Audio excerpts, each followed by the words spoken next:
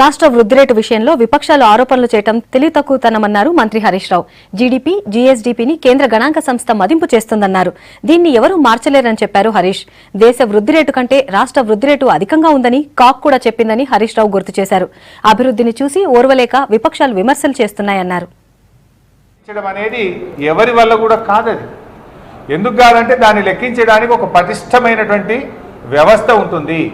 అంతిమంగా కేంద్ర ప్రభుత్వమే వివిధ రాష్ట్రాల జీడీపీలను, జీఎస్డీపీలను మదింపు చేయడం జరుగుతుంది. సెంట్రల్ స్టాటిస్టికల్ ఆఫీసే ఈ వ్యవహారం అంతా కూడా చూపిస్తుంది. వాళ్ళే చూస్తారు, సెంట్రల్ స్టాటిస్టికల్ ఆఫీసే చూస్తుంది. అవి నిర్ధారించినటువంటి లెక్కలే ఏ రాష్ట్రానికైనా ఎవరికైనా అది ఆధారం. దాన్ని మీరు నమ్మకుంటే మేము ఏం చేయాలి? మీ కర్మాది. ఎందుకంటే జీడీపీలో, జీఎస్డీపీలో మన దేశ సగటు కన్నా మన రాష్ట్రం ఎక్కువగా ఉన్నదని కేంద్ర ప్రభుత్వం చెప్పింది. కాగ్ నివేదికల్లో పేర్కొన్నారు. దానికి మీరు సంతోషపడాల్సింది పోయి ఈర్ష పడతా ఉంది. ఎందుకంటే మా కాంగ్రెస్ ప్రభుత్వం ఉండగా ఇంత పెరగకపోయే, తెలంగాణ రాష్ట్రం వచ్చినాక టీఆర్ఎస్ ప్రభుత్వం ఇంత పెరుగుతూ ఉందని చెప్పి మీ మాటల్లో ఈర్ష అనేటువంటిది ప్రతిధ్వనిస్తుంది. ఈర్ష అనేటువంటిది మీ వ్రాతల్లో, చేతల్లో కనబడుతుంది. పీసీసీ చీఫ్ ఉత్తమ్ కుమార్ రెడ్డిపై ఫైర్ అయ్యారు మంత్రి లక్ష్మారెడ్డి. ఉద్యోగులు, జర్నలిస్టుల హెల్త్ కార్డ్స్ పనిచేయటం లేదనటం సరికాదన్నారు. ఎంపిక చేసిన ఆసుపత్రుల్లో సేవలు అందిస్తున్నామని చెప్పారు. ఈ అంశంపై బహిరంగ చర్చకు సిద్దమని ఉత్తమ్ కు సవాల్ విసిరారు మంత్రి లక్ష్మారెడ్డి.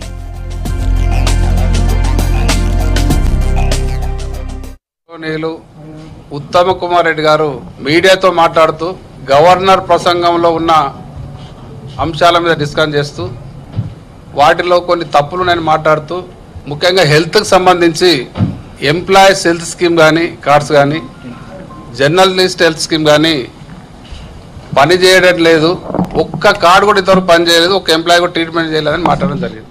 దురదృష్టకరమైన మాటలు ఇవి. మరి ఆయన మాటలు 100% అబద్ధం అనడానికి ఇది ఒక్కటే నిదర్శనం. నేను బహిరంగంగా ఆయనకు ఛాలెంజ్ చేస్తా ఉన్నాను. ఇప్పుడు ఇక్కడ నుంచి మీరు వస్తారా, మీ ప్రతినిధి వస్తారా, ఎనీ హాస్పిటల్కి వెళ్దాం. అక్కడ ఎంప్లాయీస్ కానీ, పెన్షనర్స్ కానీ, జర్నలిస్టులకు కానీ ట్రీట్మెంట్ అవుతుందా లేదా? మరి అక్కడ ట్రీట్మెంట్ అయితే మరి ఇమ్మీడియట్గా మీరు రాజీనామా చేస్తారా?